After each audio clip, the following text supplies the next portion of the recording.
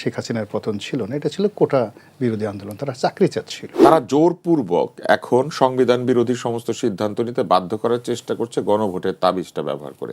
তাদেরকে যদি ডেকে জিজ্ঞাসা করেন যে বলেন তো এটা সংবিধান কখন কোন পরিস্থিতি কিভাবে তৈরি হয়, বাংলাদেশের সংবিধানের ইতিহাস কি বলতে পারবেন না। ডিপ স্টেটের সাথে কথাবার্তার মাধ্যমে 6টা আসন পেয়েছেন, না হলে একা দাঁড়িয়ে ভোটে জিততে বলেন, আগামী 15 বছরও জিতবে না। Yunus is a unique personality. সারা দুনিয়ার গরিব মানুষকে টার্গেট করে, পোর মানুষকে টার্গেট করে বিলিয়ন বিলিয়ন ডলার আয় করার যে নজির একমাত্র ডক্টর মোহাম্মদ ইউনূসের আছে। রেড ক্রিসেন্টে কি ধরনের দুর্নীতি হয়েছে একটু খোঁজ নেন তো। তারা যে কত টাকা নেবেন ওয়াজ থেকে, এই বিষয়ে একটা নীতিমালা থাকা দরকার আছে। পাকিস্তান হচ্ছে সেই দেশ যারা বছরের পর বছর একটা কনস্টিটিউশন লিখতে পারে না। উগ্রবাদ যেভাবে বেড়ে গিয়েছিল তার সাথে 100 টাইমস এখন উগ্রবাদীর জন্য এই বাংলাদেশে উন্মুক্ত।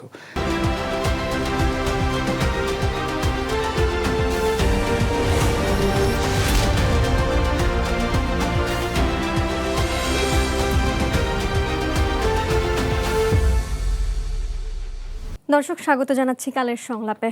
একদিকে জুলাই সনদ বাস্তবায়ন নিয়ে রাজনৈতিক টানাপোড়েনের আভাস, অন্যদিকে মব ভায়োলেন্স এখনও নিয়ন্ত্রণে নেই। আর রাষ্ট্রীয় পদে থেকে ডক্টর মোহাম্মদ ইউনূস এবং তার প্রতিষ্ঠান বিশেষ সুবিধা নিয়েছে এমন বলছে নানা মহল। এবং অন্যদিকে ইনডেমনিটি অধ্যাদেশ আর আন্তর্জাতিক অপরাধ ট্রাইব্যুনালের বিচারিক প্রক্রিয়া নিয়ে তৈরি হয়েছে তীব্র মতানবাদ। এসব বিষয় নিয়ে আজ আলোচনা করব। আমাদের মাঝে আমাদের অতিথিরা উপস্থিত হয়েছেন, তাদের সাথে একটু পরিচয় করিয়ে দিতে চাই আপনাদের সাথে। দর্শক, আমাদের সাথে রয়েছেন আমাদের আলোচক গোলাম মাওলা রনি, রাজনৈতিক বিশ্লেষক এবং কলামিস্ট। ধন্যবাদ। এবং তার পাশেই রয়েছেন গণমাধ্যম ব্যক্তিত্ব আব্দুল নূর তুষার। ধন্যবাদ। আপনাদের দুজনকেই স্বাগত জানাচ্ছি কালের সংলাপে। দর্শক, আজকে আমাদের আলোচনার বিষয় ঠিক করা হয়েছে নির্বাচন পরবর্তী বাংলাদেশ। আর এই পুরো বিষয় আপনাদের সাথে আলোচনা করব, আমাদের অতিথিদের সাথে কথা বলবো। সঞ্চালনার দায়িত্বে রয়েছে আমি জেনিসিয়া বর্ণা। শুরুতেই জনাব গোলাম মাওলা রনির কাছে আমি যেতে চাই, আপনাকে একটু তথ্য দিতে চাই আগে। গণভোট অধ্যাদেশ বিল সরকারি দল বিএনপি সংসদে উত্থাপন না করার সিদ্ধান্ত নেয়, এটি স্বয়ংক্রিয়ভাবে বাতিল হয়ে যাওয়ার পরিস্থিতি তৈরি হয়েছে। দলটি বলছে গণভোট হয়ে যাওয়ায় অধ্যাদেশটি আর সংসদে তোলার কোনো প্রয়োজন নেই। যদি তাই হয় তাহলে যেসব দল হ্যাঁর পক্ষে ছিল তাদের কি হবে, আপনার কি মনে হয়? প্রথমত হলো যে গণভোট দেওয়ার যে সিদ্ধান্তটি, এটি ছিল জাতির সঙ্গে একটা প্রতারণা। আমরা কেউ গণভোট চাইনি, আমাদের দেশের জনগণ গণভোট চায়নি। জুলাই যে আন্দোলনটা, সেই আন্দোলনের বাড়তে বাড়তে শেখ হাসিনার পতন পর্যন্ত একটা দাবি আসে শেখ হাসিনা চলে যাক। কিন্তু এই আন্দোলনের যে প্রাইম ফ্যাক্টর, প্রাইম ডিমান্ড কোনো অবস্থাতেই যাকে বলা হয় শেখ হাসিনার পতন ছিল না, এটা ছিল কোটা বিরোধী আন্দোলন। তারা চাকরি চাচ্ছিল। তো চাকরি চাইতে গিয়ে তারা মার খেলো, পিটুনি খেলো, নির্যাতিত হলো, জুলুম অত্যাচারের শিকার হলো। তারপরে বললো যে আমাদেরকে এত মারো কেন? আমরা তো শেখ হাসিনাকে অস্বীকার করছি না, আমরা তো বঙ্গবন্ধুর বাংলাদেশে এটা হবে না। আমরা বলছি বঙ্গবন্ধু, এখন দেখলাম যে হাসনাত এদের যে স্লোগান পাওয়া যায় যে বঙ্গবন্ধুর বাংলাদেশে এটা হবে না, তাহলে তো আমরা তো বঙ্গবন্ধুকে অস্বীকার করছি না, তো কেন আমাদেরকে এত মারধর করা হচ্ছে? এরপরে তারা রাগ হয়ে গেল। রাগ হওয়ার পর বিভিন্ন গ্রুপের সাথে যুক্ত হয়ে আস্তে আস্তে আন্দোলনটা সরকার পতনের দিকে গেল। আর এখন সেই আন্দোলন যে কেবলমাত্র ছাত্রদের একটা নির্দোষ আন্দোলন, সেটা এখন প্রমাণ করার কোনো সুযোগ নেই। এর সঙ্গে ডিপ স্টেট থেকে শুরু করে আরও নানা রকম কথা সারা দুনিয়াতে আলোচিত হচ্ছে। এবং স্বয়ং ডোনাল্ড ট্রাম্প বাংলাদেশে যে তার সরকার, আমেরিকান সরকার যে যে কর্ম করছে, কত ডলার দিয়েছে, কি দিয়েছে, এটা বলা হয়ে গেছে। তার প্রেক্ষিতে জুলাই আগস্ট বিপ্লবের পরে ডক্টর মোহাম্মদ ইউনূসের নেতৃত্বে যে একটা সরকার এলো, এটা ছিল অনেকটা, আমরা সবাই শিশু হয়ে গিয়েছিলাম। একটা শিশুরে যেমন একটা লেভেন শুস দিলে, একটা খেলনা দিলে, হ্যাঁ সে তাই বোঝে। আমরাও শেখ হাসিনার পতনের পরে সবাই আনন্দে এতটা উদ্বেলিত হয়ে গেলাম। আমরা মনে হলো যে আকাশের, আমাদের রাজনীতির আকাশে ডক্টর মোহাম্মদ ইউনূস এসছেন ভরা পূর্ণিমার চাঁদ হয়ে। আমরা অবাক হয়ে তার দিকে শুধু তাকাই আর কবিতা লিখি। আর এই কবিতা লেখার মধ্যে সে আমাদেরকে যা ইচ্ছে তাই আমাদেরকে খাইয়ে দিল। আর এই যে যা ইচ্ছে তাই খাইয়ে দিল, এর মধ্যে আলী রিয়াজ সাহেবের সংস্কার কমিশন, তারপর এরকম এসে গণভোট, তার সঙ্গে সঙ্গে জামাত, কিংস পার্টি, এনসিপি এবং ভবিষ্যৎ প্রধানমন্ত্রী হবে নাহিদ ইসলাম, এই জিনিসগুলো আমরা খেয়ে ফেললাম। তো ওই সময়টাতে যা কিছু হয়েছে, এটার কোনো আইন নাই, কানুন নাই, তাদের যা ইচ্ছে তাই তারা করেছে। এখন যেহেতু একটা গণতান্ত্রিক সরকার, তাদেরকে যে কোনো একটা প্রক্রিয়ার মধ্যে দিয়ে যেতে হলে আইনকে বলবৎ রাখতে হবে, সংবিধানকে বলবৎ রাখতে হবে এবং পার্লামেন্টের যে নজির আছে সেই নজির অনুযায়ী করবে। তো সেখানে ওই যে গণভোটটা যে হলো, এটার পক্ষে কেবলমাত্র যারা আন্দোলনকারী ডক্টর ইউনূস তারা চেয়েছেন, এর বাইরে অন্য কোনো যুক্তি নেই, অন্য কোনো আইন নাই, তথ্য নেই। এখন এরা কিভাবে এটা পাশ করবে? 2 নম্বর হলো যে গণভোট এবং যে সংসদ নির্বাচন দুটো একসঙ্গে যেভাবে হয়েছে এর কোনো নজির নেই। ফলে আমি মনে করি যে সরকার এখন যা কিছু দুটো করছে, ভোট একসাথে করার জন্য কোনো মাস্টার প্ল্যান ছিল এমন কি মনে হয় আপনার? অন্য কোনো মাস্টার প্ল্যান ছিল? না যেটা সার্টেনলি successful তাদের যে হয়নি? মাস্টার প্ল্যান যেটা ছিল সেটা হলো যে তারা যেভাবে তো লিখে দিয়েছে, এটা আমার বলার কিছু দরকার নেই, তারা লিখে দিয়েছে যে এই যে নির্বাচনটা হলো, দুটো নির্বাচন হলো। তো এই দুটো নির্বাচনের এটা হলো কনস্টিটিউশনাল অ্যাসেম্বলি। এই অ্যাসেম্বলি 6 মাস বসে শুধুমাত্র সংবিধান প্রণয়নের কাজ করবে। জুলাই সনদ যেটা স্বাক্ষর করেছে রাজনৈতিক দলগুলো সেটা না, রাষ্ট্রপতি অধ্যাদেশ আকারে যে জুলাই যে সনদটা পাশ করেছে ওটাকে এরা আইনি ভিত্তি দেবে। 6 মাসের মধ্যে যদি এটা দিতে না পারে তাহলে এটা অটোমেটিক এটা দলিল হিসেবে বাস্তবায়িত হয়ে যাবে। তারপরে এরা করবে কি, দ্বিতীয় শপথ নেবে। দ্বিতীয় শপথ নিয়ে তারা এই পার্লামেন্ট চালু করবে। এখন দেখা গেল যে ঘটনা এত দ্রুত ঘটলো, মানে ইলেকশনের পরে, যে কোথায় আলী রিয়াজ, কোথায় আপনার যাকে বলা হয় ডক্টর মোহাম্মদ ইউনূস, তাদেরকে ওই আমরা যে চাঁদ, সবাই চাঁদের দেশে চলে গেল। তারেক রহমান সাহেব যেভাবে চেয়েছেন, ডিজায়ার করেছেন, ওইভাবে সব কিছু হয়েছে টু দি পয়েন্টের সাথে সাথে। সরকার গঠন হয়ে গেল, মন্ত্রিপরিষদ গঠন হয়ে গেল, পার্লামেন্টের লোকদের শপথ হলো এবং এর সঙ্গে যারা সম্পৃক্ত ছিল, যারা ভবিষ্যতে মানে আমিরুল মুমিনিন হওয়ার যাদের স্বপ্ন ছিল, যাদের স্বপ্ন ছিল হযরত দ্বিতীয় ওমর হওয়ার যাদের স্বপ্ন ছিল, বাংলাদেশে একটা তালিবানি রাষ্ট্র কায়েম করার ইচ্ছা ছিল, যারা বাংলাদেশকে সিঙ্গাপুর আমেরিকার জাস্ট একটা কার্বন কপি বানানোর চেষ্টা করছিল, তারা দেখলো নির্বাচনের পরে হায় হায় এ কী হলো, কোত্থেকে লন্ডন থেকে রাতারাতি চলে এলো। সেই রাগের সুরে তারা বললো যা বেটা তুই তুকারি করে বলা শুরু করলো, যে রাগ তোর এটা, তুই তুকারি কথাবার্তা, মানে এটা মেজাজ গরম হয়ে গেছে।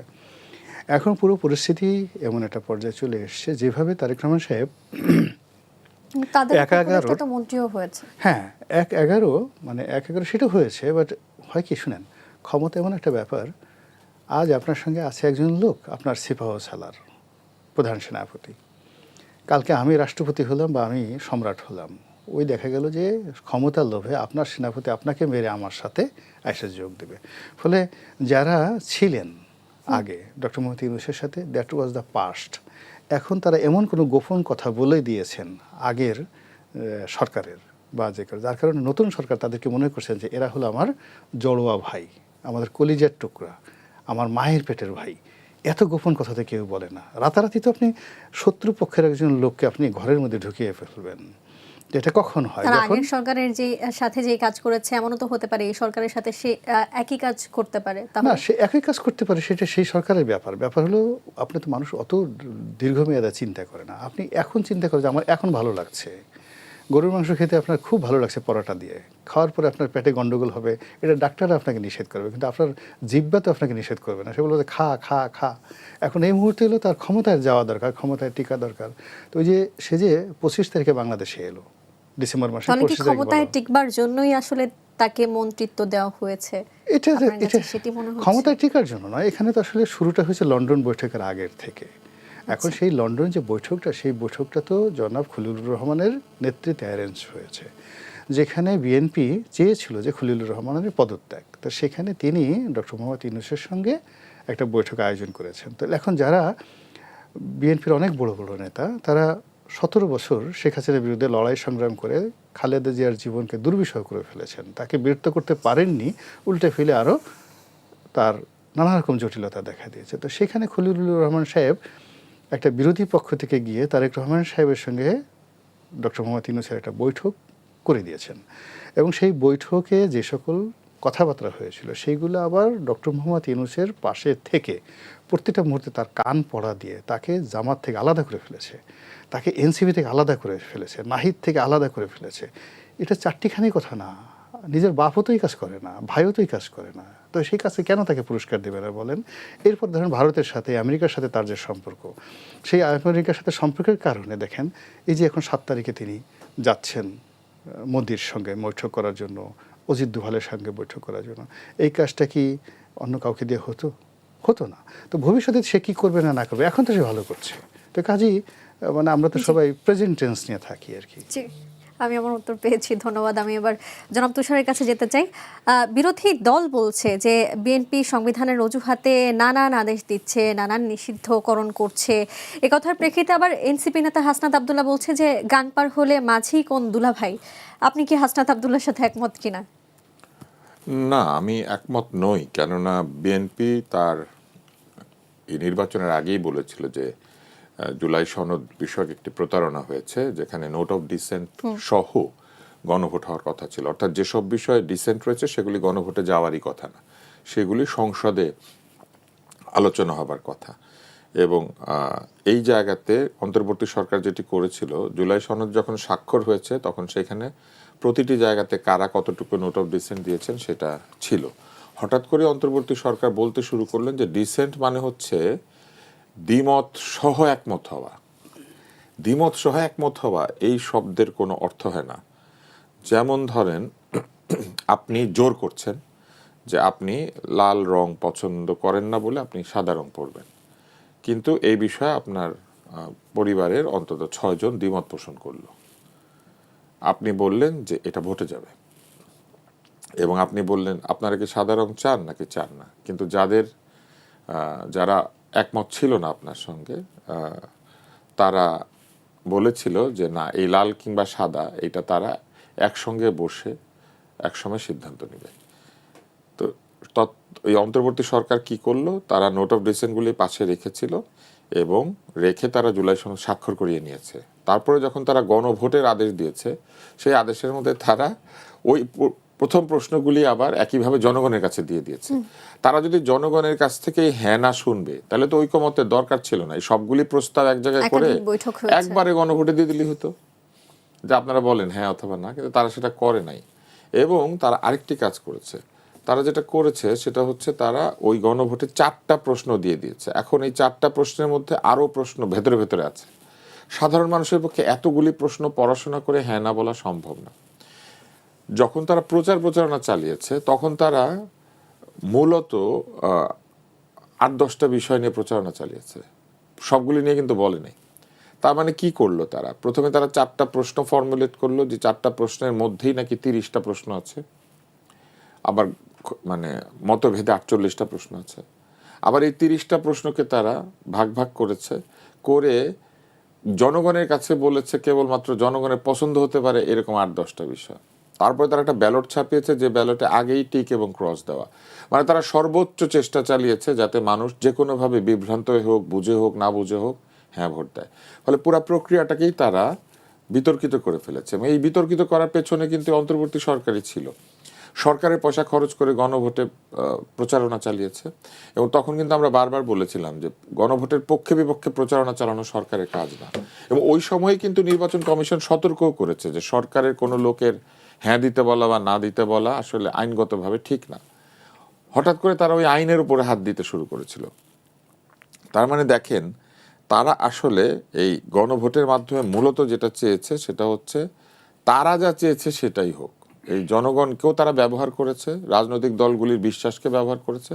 এবং তখনই বিএনপি বলেছিল এটা প্রতারণা। আমরা ক্ষমতায় গেলে তারা বলেছিলেন যে তারা সংবিধান অনুযায়ী যা কিছু সঠিক এবং ম্যানিফেস্টো অনুযায়ী যা কিছু তারা মনে করেন যে অগ্রাধিকার পাওয়ার মতো, সেইগুলিকে তারা বাস্তবায়ন করবেন। ফলে তারা কিন্তু জনগণকে এই কথা বলেই গণভোটে হ্যাঁ ভোট দিতে বলেছেন।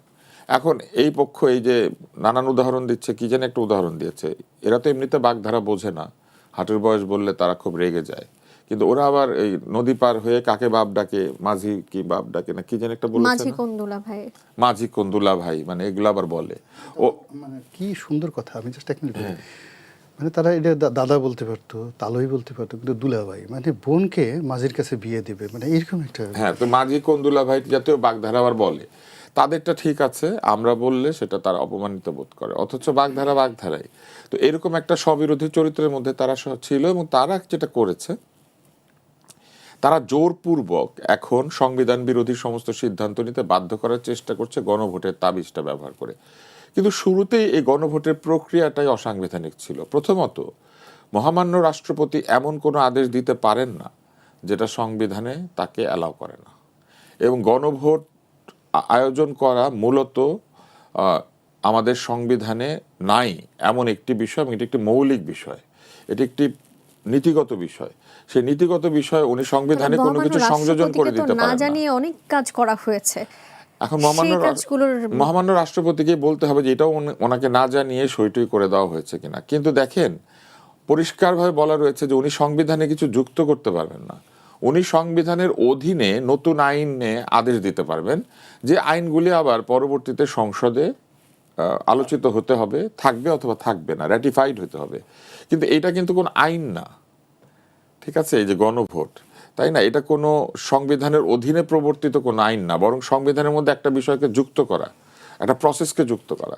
এবং এই এখতিয়ার মহামান্য রাষ্ট্রপতির ছিল না। না থাকা অবস্থায় তাকে বাধ্য করা হয়েছে যেটা তাকে করতে হবে।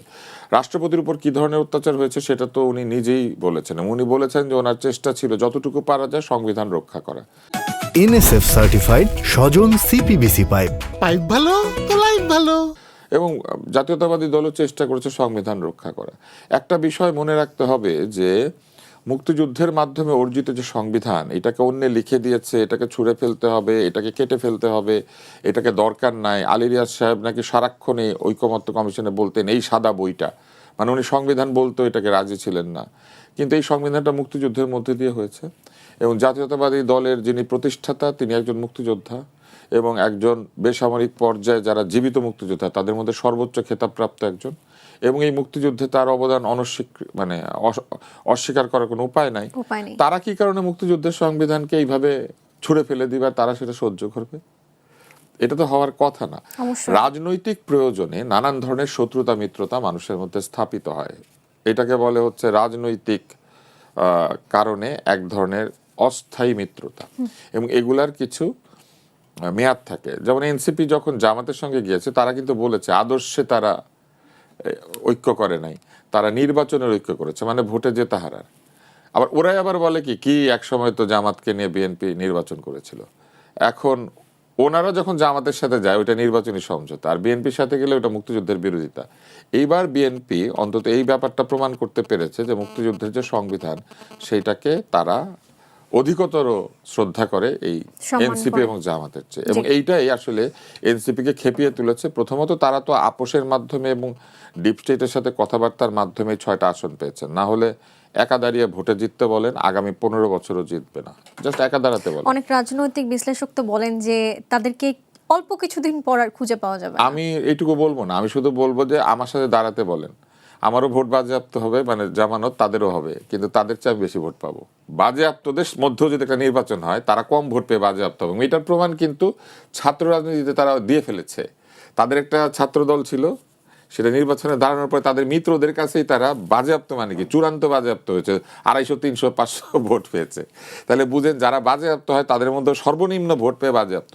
আমি এই বিষয়টা এখানে বলতে পারি, এখানে তো বিজয়ী একজন এমপি আছেন, বলে ওনার সাথে না, কিন্তু যারা পরাজিত হবে, পরাজিতদের মধ্যে একটা নির্বাচন করলেও তারা সর্বনিম্ন ভোট পেয়ে বাজেয়াপ্ত হবে। শুধু দাঁড়াতে বলেন। জি, আমি এবার জনাব গোলাম মোল্লার কাছে যেতে চাই। আপনার কাছে প্রশ্ন রাখতে চাই, এই যে ডক্টর মোহাম্মদ ইউনূসের সম্পর্কে নানান রকম কথা বলা হয়, নানান রকম তথ্য উঠে আসছে, আমাদের আজকে কালের কণ্ঠের পত্রিকায় বেশ কিছু শিরোনাম গেছে এবং স্পেশাল স্টোরিও হয়েছে আমাদের যে ডিজিটাল মাধ্যম আছে সেখানে, সেইখানে সহ বিভিন্ন গণমাধ্যমে উঠে এসেছে ডক্টর মোহাম্মদ ইউনূস জনগণের স্বার্থের বদলে ব্যক্তিগত স্বার্থ এবং প্রাতিষ্ঠানিক স্বার্থকে প্রাধান্য দিয়েছেন বেশি।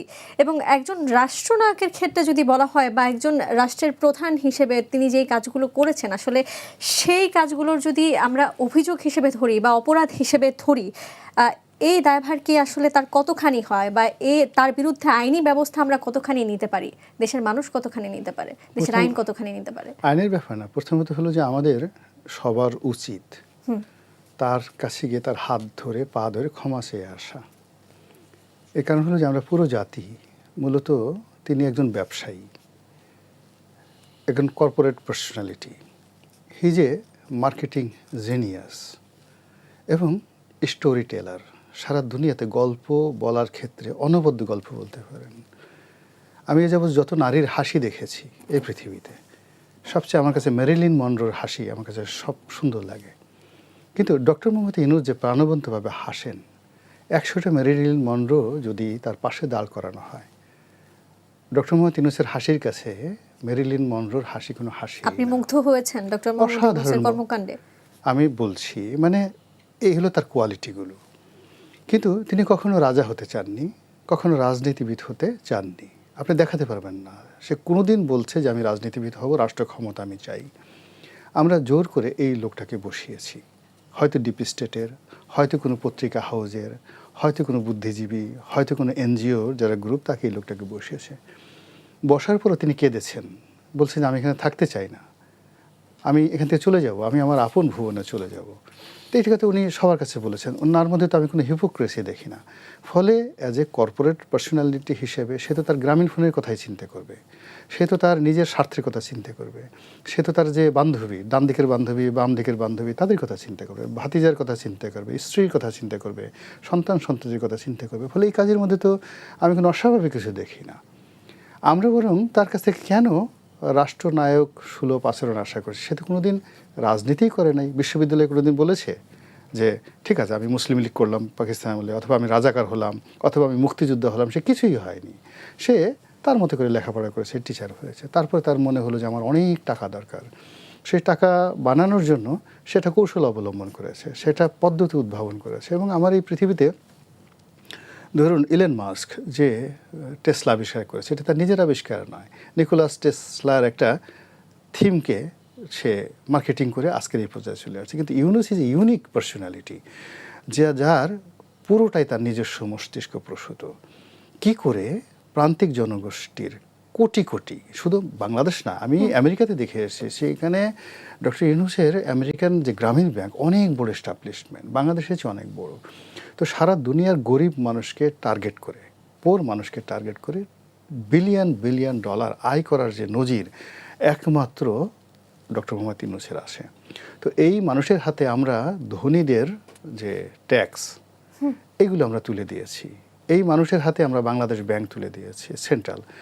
আমাদের সবার ওনার প্রতি কৃতজ্ঞ থাকা উচিত যে উনি পুরো বাংলাদেশ ব্যাংকে যদি 30 বিলিয়ন ডলার নিয়ে যেতেন, কি করতে পারতেন আপনি? কিচ্ছু করতে পারতেন না। তো এই পর্যন্ত যে উনি করেননি, এই জন্য আমি তার প্রতি কৃতজ্ঞ। সব মানুষ তার প্রতি রাগ হতে পারে, সেটা তাদের ব্যাপার, কালের কণ্ঠ রাগ হতে পারে, কিন্তু আমি মনে করি যে আই এম মাস্ট গ্রেটফুল, ভীষণ তার প্রতি আমি কৃতজ্ঞ। এবং আরও অবাক ব্যাপার হলো যে এত কিছুর পরে এই 90 বছর বয়সে সে জাপান গেছে। এখন জাপান ভ্রমণ আসছে কিনা আমি জানি না, জাপান গেছে। সেখানে গিয়ে সে হাসছে, সে আগের মেরিলিন মনরোর মতো হাসছে। তার মধ্যে না আছে অনুশোচনা, না আছে ভয়, না আছে আতঙ্ক। সে তার মতো কাজ করে যাচ্ছে। এত বড় বিজয়ী, এত বড় কলিজাওয়ালা মানুষ, এ কি রুই কাতলা, সমুদ্রের নীল তিমিরও এত বড় কলিজা নেই। তো এই মানুষের সঙ্গে তিতপুঠির, ট্যাংরা, তারপর শেষে আপনার ছোট ছোট মলা মাছ, ঢেলা মাছ, আর ছোটো মাছের নাম কি কাসকি মাছ, এইগুলো হৃদয় নিয়ে, এত হার্ট নিয়ে এদের সাথে ফাইট করা যায় না, ফাইটই করা সম্ভব নয়। ফলে এর বিরুদ্ধে যারা আমরা ন্যারেটিভ তৈরি করছি, তারা গালাগালি করছি, আসলে আমাদের কিছু করার নাই। তো সারা শরীর চুলকায় ওনাকে গালাগালি করে একটু সান্ত্বনা পাচ্ছি, কিন্তু উনি এটা টেরই পাচ্ছেন না যে there is something happening in Bangladesh. যদি তাই হতো, উনি এত সুন্দর হাসি হাসতে পারতেন না জাপানের টোকিওতে। ওনার ওই যে ফেসবুকে দেখেন এভরিডে 3-4টা ছবি, 5-6টা ছবি দিচ্ছেন, কার সাথে দেখা হচ্ছে, কার সাথে কি হচ্ছে, ইত্যাদি ইত্যাদি। সে তার নিজস্ব কাজ করে। অনেকে বলছেন যে তিনি আসলে বাংলাদেশকে ধারণ করেননি, এজন্যই হয়তো বা তার কোনো মাথা ব্যথা নেই। সে বাংলাদেশকে ধারণ করবে কেন? সে তো বিশ্ব মানব, সে সারা দুনিয়াকে ধারণ করবে, সে সারা দুনিয়াকে ধারণ করছে। এবং এই বাংলাদেশের ক্ষমতায় বসানোর পরে এখন সে আসমানকে ধারণ করে। সে এখন পৃথিবীকে নিয়ে চিন্তা করছে না, সে এখন কি করে মহাকাশকে গবেষণা করে ওখানে গ্রামীণ ব্যাংক পৌঁছে দেওয়া যায়, চাঁদের দেশে গ্রামীণ ব্যাংক পৌঁছে দেওয়া যায়, মঙ্গল গ্রহে পৌঁছে দেওয়া যায়, এই পৃথিবী থেকে কতগুলো স্যাটেলাইট পাঠানো যায়। এবং সেই স্যাটেলাইট দিয়ে কী করে ইলন মাস্কের যে কোম্পানি, সেই কোম্পানিকে স্টারলিংকে বাদ দিয়ে গ্রামীণ লিঙ্ক, এই স্যাটেলাইট কী করে আকাশে দিয়ে সারা পৃথিবীর যে টেকনোলজিটাকে হাতের মুঠে না যায়, তিনি সেই চিন্তা করছেন। কিন্তু যেন তেন লোক না। আপনি কেন তাকে এত বড় একটা বাঙালি, এত বড় একটা মানুষকে কেন ছোট জায়গাতে আনতে চাচ্ছেন? জি, ধন্যবাদ। আমি আবারও জনাব তুষারের কাছে ফিরতে চাই। পাকিস্তানি সিনেটর আব্দুল কাইয়ুমের মতে শেখ হাসিনা পতনের পর ঢাকা এবং ইসলামাবাদ সম্পর্ক নতুন উচ্চতায় পৌঁছেছে। আপনি এটার সাথে একমত কিনা? নতুন উচ্চতা একটা দুটি দেশের মধ্যে আসলে উচ্চতা কিংবা নিম্নতা দিয়ে সম্পর্কটা হয় না। ভালো সম্পর্ক একটা বিষয় হয়েছে মনে আগে রাখতে হবে যে কোনো আন্তর্জাতিক সম্পর্ক স্থায়ী না। সাধারণত আন্তর্জাতিক সম্পর্কগুলি স্বার্থের ভিত্তিতে হয়ে থাকে। ফলে যতদিন পর্যন্ত স্বার্থের মিল আছে ততদিন পর্যন্ত সম্পর্কের উন্নতি হয়, স্বার্থের অমিল হলে আবার অবনতি হয়, আবার উন্নতি হয়। এমনও দেশ আছে যারা মিত্র ছিল, তারা যুদ্ধ করেছে এবং দ্বিতীয় বিশ্বযুদ্ধের আগে নিশ্চয়ই জানেন যে পাকিস্তানকে তো আসলে জার্মানির আমরা সঙ্গে মিত্র দেশ রাশিয়ার হিসেবে একটা count অনাক্রমণ করতাম চুক্তি না। ছিল।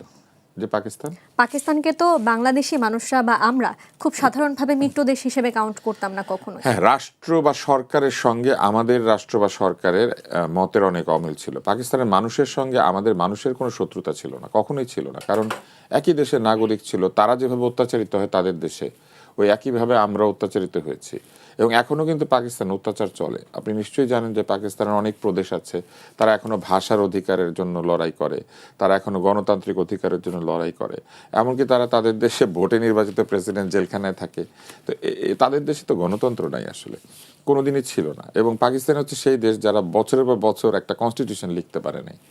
তো মুশকিলটা হলো যে সম্পর্কের উচ্চতা তারপরেও যেতে পারে। কেন যাবে? কারণ যদি কোনো স্বার্থ সংশ্লিষ্ট বিষয়ে আমাদের লেনদেন থাকে, কোনো বিষয়ে যদি আমাদের একসাথে কাজ করলে পরে দুই দেশের মঙ্গল হয়, সেটাও হবে।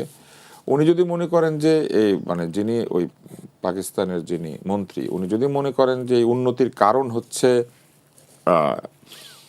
5ই আগস্টের আন্দোলন, তাহলে কিন্তু ওই অভিযোগটা সত্যতা প্রমাণিত হয় যে এই আন্দোলনের কোনো একটা উদ্দেশ্য ছিল, কারোর সাথে সম্পর্কের অবনতি, কারোর সাথে সম্পর্কের উন্নতি। কিন্তু কোন জায়গাতে আসলে এই আন্দোলনের মধ্যে স্ববিরোধী চরিত্র দেখা দিয়েছে অথবা এই আন্দোলনকে ব্যর্থ করে দেওয়ার জন্য কারা কাজ করেছেন, আমি মনে করি যে এই অন্তর্বর্তী সরকার যে ছিল, এই অন্তর্বর্তী সরকারের একটা বিরাট অংশ এবং তরুণদের রাজনৈতিক দলটি এই আন্দোলনকে খুবই প্রশ্নবিদ্ধ করে ফেলেছে।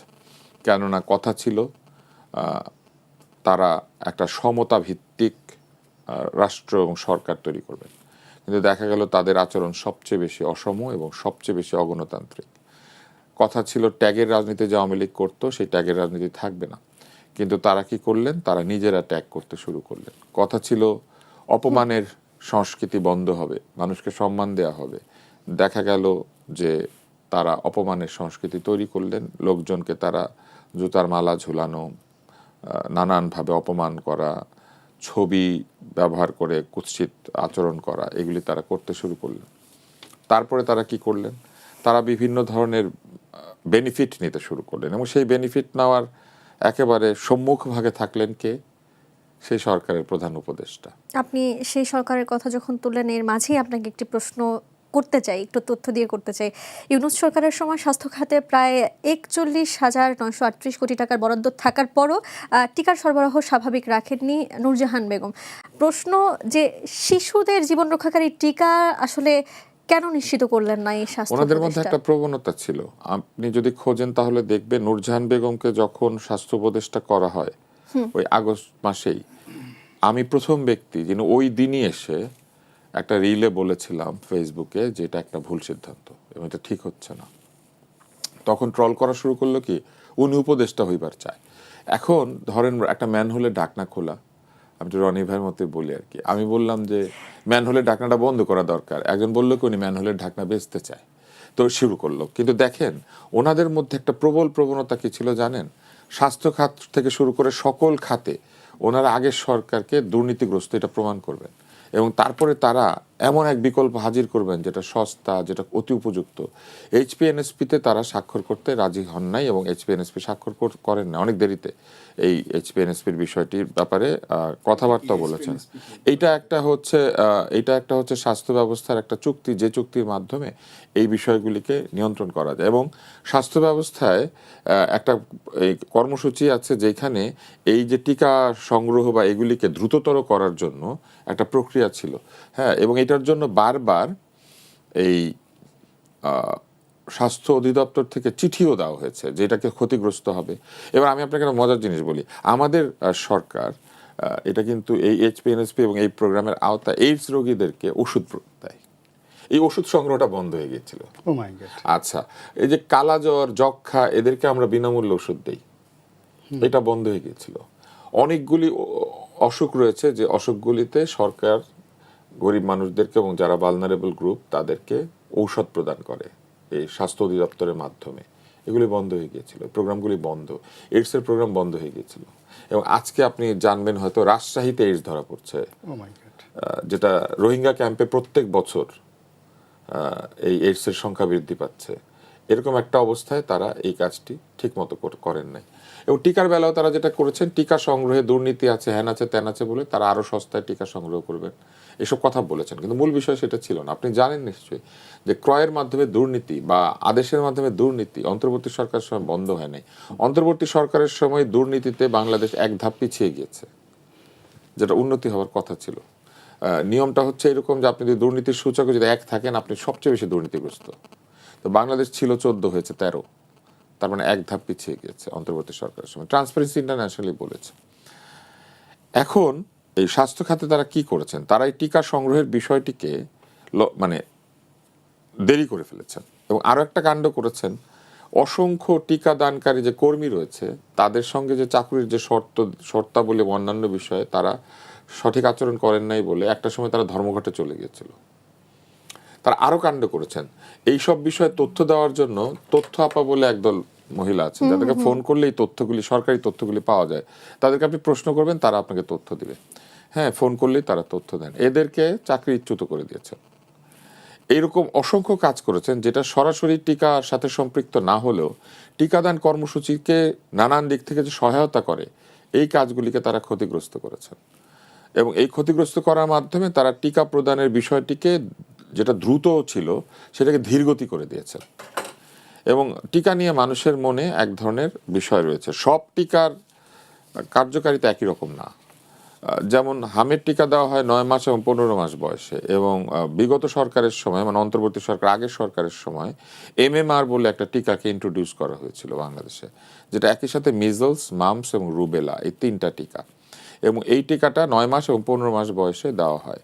তো 9 মাস হওয়ার আগে বাচ্চাকে তো আপনি এটা দিতে পারছেন না, কিন্তু 9 মাস বয়সে যদি না দেন তাহলে আপনি কি করবেন? তাহলে টিকার বিষয়টা পিছিয়ে গেল, এবং এটা পিছিয়ে যাওয়ার কারণে টিকাদানের কাভারেজ কমে যেতে শুরু করলো।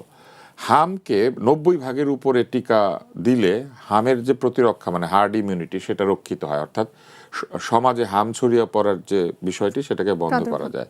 হ্যাঁ, কোভিডের টিকার বেলা জানেন এটা 70 থেকে 75 ভাগ। মানে কোভিডের টিকার চাইতেও হামের টিকা বেশি দিতে হবে মানুষকে। এখন ওরকম একটা পরিস্থিতিতে টিকাদানের যে পার্সেন্টেজ, সেটা 90-এর নিচে নেমে গিয়েছিল। এবং এটা সরকারি ওয়েবসাইটেই 59.6% দেখানো ছিল। এখন অনেকেই বলছেন তথ্য ঠিক মতো আসে নাই, সরকারি ওয়েবসাইট আপডেটেড না। ইউনিসেফ বলেছে, অমুকে বলেছে, তমুকে বলেছে, এটা 90%-এর বেশি ছিল। ইউনিসেফ কোন তথ্যের ভিত্তিতে বলেছে এটা জানেন, কারণ সরকারি ওয়েবসাইটকেই তো আমরা আসল হিসেবে মেনে নিব। এবং সরকারি ওয়েবসাইট যদি আপডেটেড নাও হয়ে থাকে, তাহলে কতদিন আপডেটেড হয় নাই? 59.6% যখন হয়েছিল, এই টাইমটাই বা কখন ছিল যেটা 59.6%? তো এই প্রশ্নগুলির কোনো জবাব নাই, এবং তারা আসলেই এই টিকাদানে গাফিলতি করেছেন। এখন এই টিকা সংগ্রহে গাফিলতির কারণে কি হয়েছে? হাম ছড়িয়েছে। কিন্তু কালকেই যদি টিকা দেওয়া হয়, তাহলে কিন্তু পরিস্থিতির উন্নতি হবে না, সময় লাগবে। এটা সময় লাগবে, এবং এই সময়ের মধ্যে অনেক শিশু আক্রান্ত হবেন।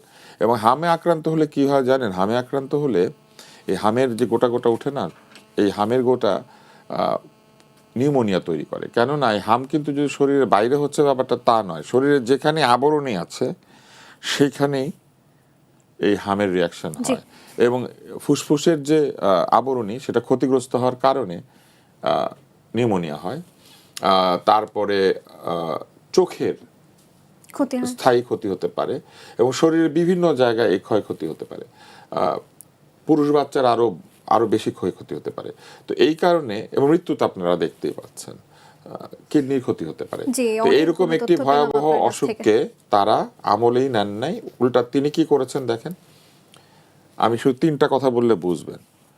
এক হচ্ছে, তার স্বাস্থ্য উপদেষ্টা এবং তিনি ডাক্তারদের কোনো সংগঠনের সঙ্গে সভা করেন নাই, শুধু জামাত সমর্থিত ডাক্তারদের সংগঠন ছাড়া। তারপরে তারা যেটা করেছেন, প্রধান উপদেষ্টা ডাক্তারদের সাথে কোনো দেখা সাক্ষাৎই করেন নাই, কোনো ডাক্তারি সংগঠনের সঙ্গে দেখা করেন নাই। দ্বিতীয় কি করেছেন, এই যে জুলাই সনদ এইসবের ভিতরে লিখেছেন, তারা একটা স্বাস্থ্য সংস্কার কমিশন ছিল, তারা বলেছেন ডাক্তারদের কোনো রাজনৈতিক সংগঠন থাকতে পারবে না। কিন্তু তারা যখন ডাক্তারদের বিষয়ে কোনো সিদ্ধান্ত নিয়েছেন বা স্বাস্থ্য বিষয়ে কোনো সিদ্ধান্ত নিয়েছেন, তারা শুধু তাদের সমর্থক রাজনৈতিক অর্থাৎ জামাত, জাতীয়তাবাদী দল সমর্থিত দুটি দলের সমর্থিত ডাক্তারদেরকে ডেকেছেন সেখানে এবং স্বাস্থ্যকর্মীদেরকে। আর তৃতীয় তারা কি করেছেন, তারা স্বাস্থ্য বিভাগে উপদেষ্টার ব্যক্তিগত পছন্দে 3 জন ব্যক্তিগত সহকারী নিয়োগ দিয়েছিলেন, যারা ট্রান্সফার বাণিজ্য, পোস্টিং বাণিজ্য এগুলোতে ব্যস্ত ছিলেন। এবং এইটাও একটা কারণ টিকা কর্মসূচি ব্যাহত হওয়ার কারণে। যারা এই টিকা কর্মসূচিকে চালিয়ে আসছেন বহুদিন ধরে, তাদের খোল নলচে ধরে বদলে দেওয়া হয়েছে এবং এমন এমন লোকজনকে পোস্টিং করা হয়েছে যাদের ওই বিষয়ে দীর্ঘদিনের কাজের অভিজ্ঞতা নাই। টিকা দেওয়ার ব্যাপারটা কীরকম জানেন? টিকা দেওয়ার ব্যাপারটা হচ্ছে অনেকটা বাজারে তেল সরবরাহ, চাল সরবরাহ, ডাল সরবরাহের মতো। মানে যেই কাজটা করে সাপ্লাই চেনে থাকে, আপনি পুরোটা যদি ভঙ্গ করে দেন তাহলে কিন্তু এটা রাতারাতি মুখ থুবড়ে পড়বে। এবং নতুন যারা এসেছে আসলে তাদেরকে কাজ বুঝতে সময় লেগেছে। আরো তথ্য জানবো আপনার এবং কাছ তারা থেকে। ঘুষ খেয়েছে। জি। আমি আপনাকে পরিষ্কার বলি, আমার কাছে অন্তত 3 জন চিকিৎসক রয়েছেন যারা সাক্ষ্যদান পর্যন্ত করবেন যে তারা ঘুষ প্রদান করে তাদের পদ পদবি রক্ষা করার জন্য চেষ্টা করেছেন এবং সেই ঘুষের পরিমাণ 9 লক্ষ টাকা থেকে শুরু করে আরো বেশি ছিল। 7 থেকে 9 লক্ষ থেকে শুরু করে আরো বেশি ছিল। জি, এই বিষয় নিয়ে এবং এই ঘুষ যারা নিয়েছে তারা হচ্ছে ওই উপদেষ্টা কর্তৃক নিয়োজিত 3 জন ব্যক্তিগত সহকারী। এই ব্যক্তিগত সহকারীদের যদি আপনি নিয়োগ দেন, আমি যদি 3টা চোরকে এনে আপনাদের এখানে নিয়োগ দিয়ে দিই, তাহলে দায়িত্ব কার নিতে হবে? ব্যক্তিগত যে নিয়োগ সহকারীদের, দিয়েছে হ্যাঁ, তাকে। ব্যক্তিগত সহকারীদেরকে উনি চিনেন না চিনে নিয়োগ দিয়েছিলেন। শুধু এইখানে না, উনি রেড ক্রিসেন্টে একজনকে নিয়োগ দিয়েছিলেন। আপনি খোঁজ নেন তো, রেড ক্রিসেন্টে যোগ দেওয়ার আগে তার গাড়ি কি ছিল আর রেড ক্রিসেন্টে যোগ দেওয়ার পরে সে কি গাড়ি কিনেছে। প্রফেসর ইমরান বিন ইউনুস এই দুর্নীতিগ্রস্ত এই মহিলাকে নিয়ে স্ট্যাটাস দিয়েছিলেন ফেসবুকে, এবং উনি একজন 70 80 কাছাকাছি বয়সে একজন অধ্যাপক। উনি লিখেছিলেন রেড ক্রিসেন্টে কি ধরনের দুর্নীতি হয়েছে একটু খোঁজ নেন তো, রেড ক্রিসেন্টে কিভাবে টাকা পয়সা বা রেড ক্রিসেন্টের জমি জমা এগুলো নিয়ে কি ধরনের দুর্নীতি হচ্ছে। জি, আমরা চেষ্টা করব খোঁজ নিতে। আপনি বলেছেন আমরা খোঁজ নিতে চেষ্টা করব। আমাদের যারা সহকর্মী রয়েছে যারা মাঠে কাজ করেন তাদের মাধ্যমে আমরা তথ্য জেনে আপনাকে জানানোর চেষ্টা করব। না, সবাইকে জানান। জি, যেমন আপনারা অবশ্যই। জানিয়েছেন যে ইউনুস সাহেব 5 কোটি টাকা জামানত দিয়ে যেটা পাওয়ার কথা ওটা 1.5 কোটি টাকা দিয়ে নিয়েছেন। জি, চেষ্টা করব। এবার গোলাম মোল্লা রনির কাছে ফিরতে চাই। সংসদ সদস্য আমির হামজা একটি ওয়াজে নারীদের উদ্দেশ্যে বডি শেমিং মূলক বক্তব্য প্রদান করেছেন। জানতে চাই এ ধরনের বক্তব্য নারীর মর্যাদা ও সম্মানের পরিপন্থী কিনা। একজন সংসদ সদস্য একটি ওয়াজে এমন কথা বলছেন। আমি আসলে বক্তব্যটা শুনিনি। এমনি আমির হামজা বাংলাদেশে আলোচিত একজন ব্যক্তি। তিনি যা মনে আসে তাই বলেন। তারপরে তার অসংখ্য ভক্ত, এবং এই ভক্তগুলো এতটা অন্ধ, তারা আমির হামজাকে মনে করে তাদের দেবতা, তাদের অলি, তাদের আকা, তাদের মাওলা। এটা তারা মনে করে, মেরে আকা মেরে মাওলা, এরকম। তো কাজে এই ধরনের যারা লোক, তাদের নিয়ে আসলে কথা বলা ভেরি টাফ। কবে রাস্তায় ফেলে একজন একটু বলে যে আসো তুমি আমার নেতার সম্পর্কে বাজে কথা বলে তোমার রক্তটা একটু কেটে দেই, হ্যাঁ, তোমার কানটা একটু কেটে দেই, নাকটা একটু ছিদ্র করে দেই, ফলে এটা ভেরি ডেঞ্জারাস। তো নারীদের নিয়ে তিনি কী কথা বলেছেন জানি না, তবে এর আগে যেমন রশ্মিকা মান্দানাকে নিয়ে তিনি অসাধারণ সুন্দর একটা কথা বলেছেন। আমি এই নায়িকা সম্পর্কে নামও জানতাম না, এর চেহারাও কখনো দেখিনি। উনি ওনার এই কথাগুলো সম্মুখে আসার পরে কি আপনি জানলেন? জানলাম এবং আমি তাকে দেখলাম এবং তাকে বুঝলাম যে সে পৃথিবী, মানে তার দৃষ্টিতে রশ্মিকা মান্দানা পৃথিবীর সবচেয়ে সুন্দরী রমণী। ইট মিনস যে নারীদেরকে নিয়ে তিনি চিন্তিত, নারীদেরকে নিয়ে তিনি উদ্বেলিত, নারী তার খুবই প্রিয়, ভীষণ রকম প্রিয়। তো সেই নারীর বডি, সে মানে কি body shaming, shaming, body shaming, মানে এর অর্থ কি? মানে কারো আপনার দেহের গঠন নিয়ে আসলে মজা করছি বা কটূক্তি করছি এমন কিছু। শারীরিক অঙ্গ প্রত্যঙ্গ নিয়ে কাউকে ট্রল করা বা কাউকে হেয় করা। মানুষ যখন পুরুষেরও বডি শেমিং হয়, ধরেন কেউ খাটো হলে তাকে আমরা খারাপ কথা বললাম। আরেকটু তথ্য দেই, ইসলামিক বক্তা মিজানুর রহমান আজহারিকে ফেরত পাঠিয়েছে অস্ট্রেলিয়া, হ্যাঁ, এবং তারা বলছে যে ধর্মের আড়ালে ঘৃণা, বিভাজন বা উস্কানিমূলক বক্তব্য সহ্য করা হবে না। একটি দেশ উস্কানিমূলক কথা সহ্য করলো না এবং আজহারি, যিনি কিন্তু অনেক নামকরা একজন বলতে পারি ইসলামিক বক্তা, তাকে ফেরত পাঠিয়েছেন, অথচ আমাদের দেশের একজন সংসদ সদস্য এবং যারা রয়েছেন, আলেম যারা রয়েছেন, তারা বিভিন্ন জায়গায় গিয়ে নারীদের নিয়ে এবং উস্কানিমূলক নানান রকম কথা বলেন। আমাদের দেশে কি আসলে এমন কোনো আইন হওয়া উচিত বা এমন কোনো ব্যবস্থা হওয়া উচিত যে বক্তারা, এ ধরনের যারা বক্তারা রয়েছেন, তারা এ ধরনের কথা বলার আগে যাতে একটু ভাবেন বা একটু চিন্তা ভাবনা করেন যে এমন কথা যাতে না বলা হয়? বর্ণা, আমি খুব সিরিয়াসলি কথাগুলো বলি, যেহেতু ধর্মকর্ম নিয়ে আসছে।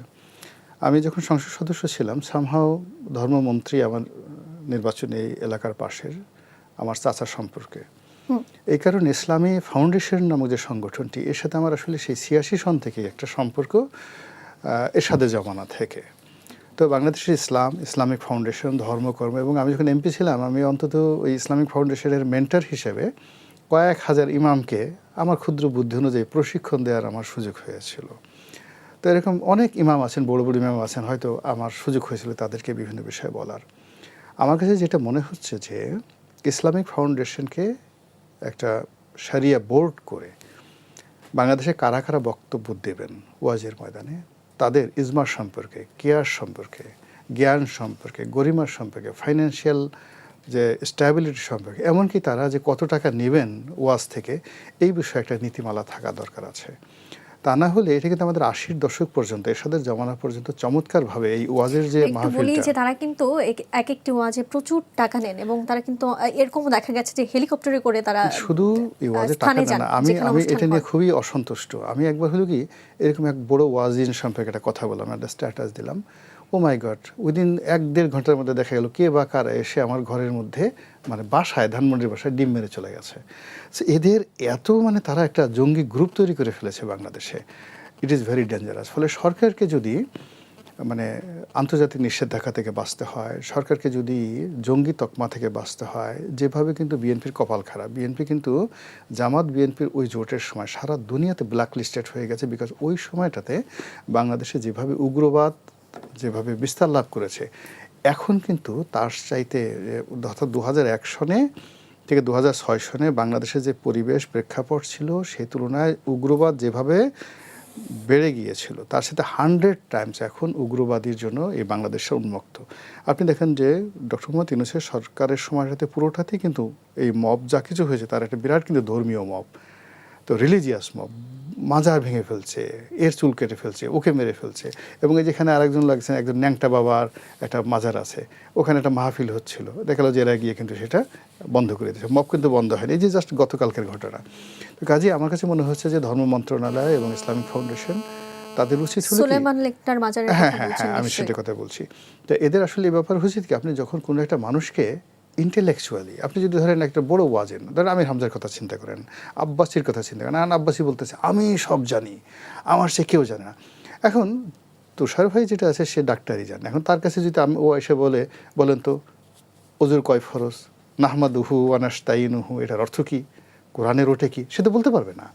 ফলে তাদেরকে যারা বলতে পারে, তাদেরকে যারা জিজ্ঞাসা করতে পারে, এই ধরনের এক্সপার্ট দেশি বিদেশি এনে তাদেরকে যদি লাইভে টিভি এনে তাদেরকে যদি পরীক্ষা নেওয়া হয় যে আপনি যে এই ওয়াজটা করেছেন এটা কত নম্বর, কেন, কি, এই জিনিসগুলো করে তাদেরকে সার্টিফিকেট দেওয়া হলো যে এই লোকগুলো বাংলাদেশে ওয়াজ করতে পারবেন, এই লোকগুলো মানে হাদিসের ব্যাখ্যা করতে পারবেন, এই লোকগুলো মুফতি হতে পারবেন। কিন্তু এখন আমাদের মধ্যে দেখা গেল যে যে কোনো লোকে বলতেছে আমি মুফতি, আমি মাস্টার ডিগ্রি হোল্ডার, আমি অমুক অমুক। এইগুলো করে পুরো যে রিলিজিয়াস যে সেক্টরটা আছে, যেখানে মানুষের আবেগ এবং ব্রেন নিয়ে খুব বেশি, মানে যাকে বলা ছেলে খেলা। আমাদের দেশে কিন্তু 90% মানুষ মুসলিম এবং তাদের একটা বিরাট অংশ কিছুই বোঝে না, খালি যদি একজনকে খালি এবং বলে। যারা আসলে এই যে ওয়াজ মাহফিল করেন, তাদের কিন্তু অনেক অনুসারী রয়েছে এবং এক একটি ওয়াজ মাহফিলে অনেক মানুষ হয়।